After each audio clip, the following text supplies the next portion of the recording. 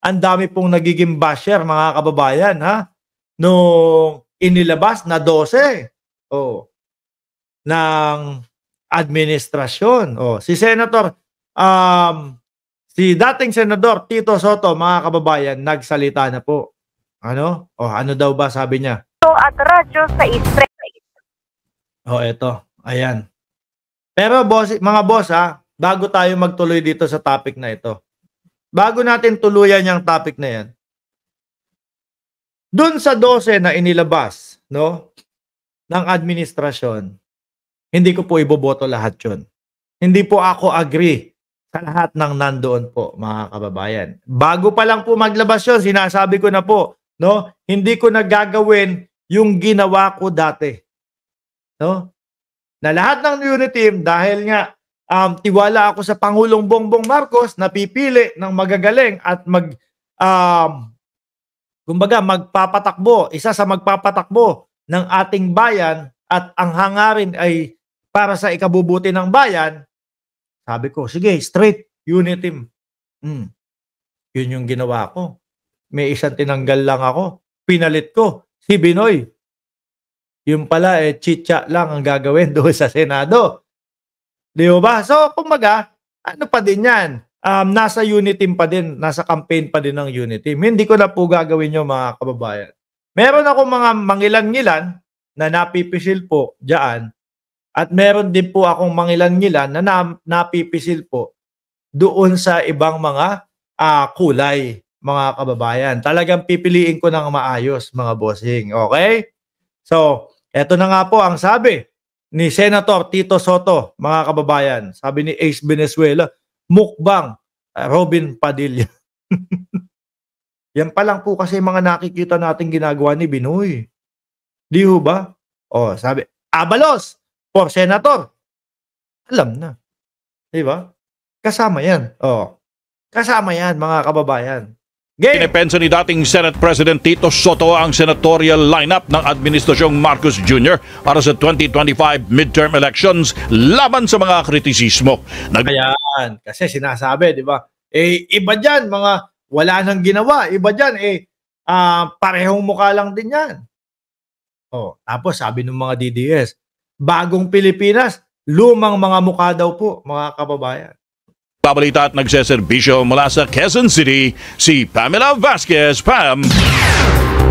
Tony, sinabi ni dating Senate President at muling tatakbo sa pagkasenador na si Vicente Soto III o Tito Soto na isa sa magagandang katangian ng isang kandidato ay experience sa politika.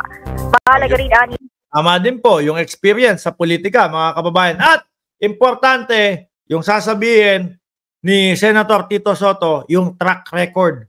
Nga naman, yung track record, mga kababayan. Yan track record ng isang politiko at binanggit na kung babalik ang mga nagdaang survey, makikita na karamihan ng mga Pilipino ay mas gusto ang mga kandidatong mayroong karanasan at magandang track record. Present kanina si Tito Soto sa paghahain. Wait lang. Doon sa, maputol ko tong sa admin, maputol ko yung sa admin. Sa PDP, 4 ang nakikita. Si Vic Rodriguez tatakbo din ng senator Under PDP laban ba yon? O labas ng PDP?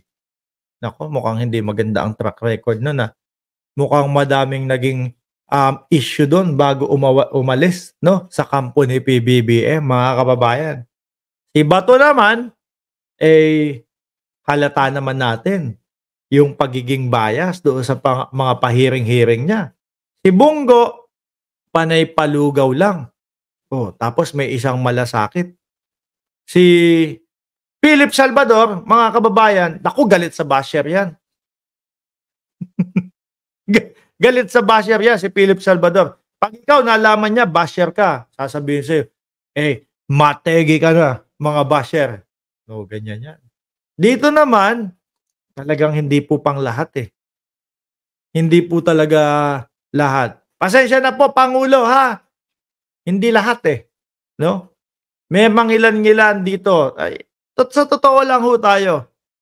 Merong mangilan-ngilan doon sa 12, ng administrasyon, sorry, pero hindi po ubra sa panlasa ko. Hindi po ubra sa akin. Ano? Meron diyan mga walang nagawa. O, di ba? Meron diyan sa tinagal-tagal naging senador. Wala lang. Hindi ko nga alam. Senador pala ito. Akala ko tapos na termino nito. Senador pa din pala ito. O. Di ba? Sabi ni Nilbert Escalante, malasakit program ni Bongo. Galing ang pera sa PCSO. Ng COC ng kanyang anak na si Vice Mayor Gian Soto, nagkatandem ni incumbent Quezon City Mayor Joy Belmonte. Kasama rin nila ang asawa ng vice alcalde na si Joy Fulbright. Sabi po ni Judy Ann Kamuyag, no to Amy Marcos. Nako, lumabas na po yan sa doon po sa administrasyon. Lumabas na po doon sa 12 ng administrasyon. Tapos sabi nga, susuportahan pa din daw ng administrasyon. PDP laban, diretso sa Inidoro. Nagsialisan na, no? Si Tolentino ba nandito sa, nasa administrasyon, say ako dyan. Kabado ko kay, Tolentino, Mga kababayan, baka mamaya biglang mag-jump over the bakod pagkatapos manalo. Win na! Pagkatapos manalo, ayun, balik doon sa kanilang bakod. O, di ba? Hindi po hindi po malayong ginagawa ng ating mga politiko yan, mga kababayan. Lilipat lang bakod, pupunta doon sa malakas, at pagkatapos, pag nanalo, balik na ulit. Di ba? Baka ganun ang gawin. Marcoleta! Tapos na daw po yung kanyang tapos na daw po yung kanyang termino bilang kongresista. Kaya senador naman daw po. Sa mga huling mga nangyari, no? Tapos eto nga yung pagsulong-sulong niya na kumbaga hindi na dapat tinatanong ang vice-presidente at presidente kapag humihingi ng budget. Ganun sa akin yun mga kababayan. Kumbaga, diyan po nag-uumpisa yung korupsyon, mga bossing. Yung wala ng tanungan, sige, magkano gusto mo? Ito gusto ko, pasado na yan. Hindi mo inayos hindi mo inalam yung mismong paggagamitan. Di ba? Medyo sa akin yun. Ayaw ko sa ganun. No? Lalo na po ngayon, sa panahon ngayon, mga kababayan, Diyos ko Lord, no? Kailangan, pati nga po presidente, dapat tinatanong din po. Actually, ang presidente, nandun naman po, no? Meron siyang padala doon, mga kababayan. Nandoon yung executive secretary. Ha?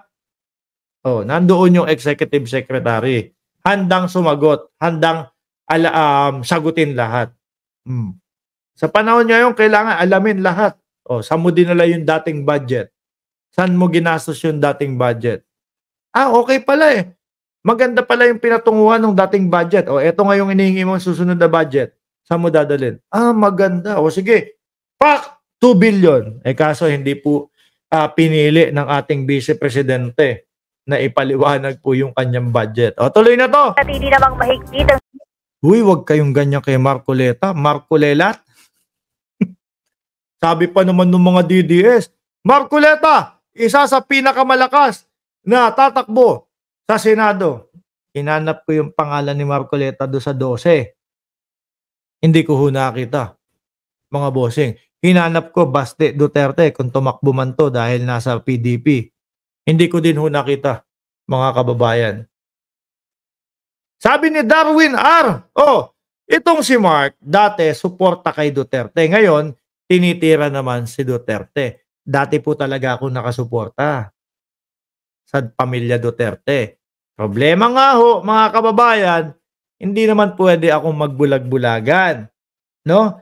Yung mga paninira nila sa nakaupo, halata naman na gusto lang maagaw agad yung posisyon. So hindi naman po natin hahayaan na susuporta ka pa din, ganun na ginagawa. Di ba? Panay paninira na lang ang ginagawa. 30,000 ang nategi doon sa EJK. Gustong malaman kung ano ba nangyari doon. Gustong makita kung ano mangyari. Investigahan. Alamin lahat. Iniimbitahan sila sa Kongreso. Ayaw mga magsipaliwanag. Susuporta ka pa din doon. Hindi kasi tayo ganun. Hindi tayo pwede magbulag-bulagan, mga kababayan. kita na ho natin, no? Kita na ho natin yung mga irregularidad. Tapos, sige, hindi, okay lang, suporta. Duterte kasi. Oh, hindi pwedeng gano'n, mga boss. Hindi ho pwedeng gano'n, mga boss. Tuloy natin to. Seguridad sa Morado Stadium para sa mga habol sa unang araw ng COC filing. Kaserbisyo mo para sa mandato 2025 dito sa Quezon City, Pamela Vasquez para Yun. Pero ulitin ko, mga kababayan, hindi ho ako boboto ng straight po dyan. Kung may mga nagtatanong, bakit makakaboto ka ba? Nasa labas ka ng bansa. Opo, dito po kami nakarehistro, mga kababayan. Dito ako bumoboto, ha? Sabi ni Ibanez, Roma kasi, ang mga mat natin, nasaan na ba yun? Hindi ko makita yun, ha? Ang bilis nyo naman kasi mag-type. Sabi ni Ibanez, ang mga mat natin ginawa ng Diyos para ang mga mata natin, para makita. Tama! Di ho ba?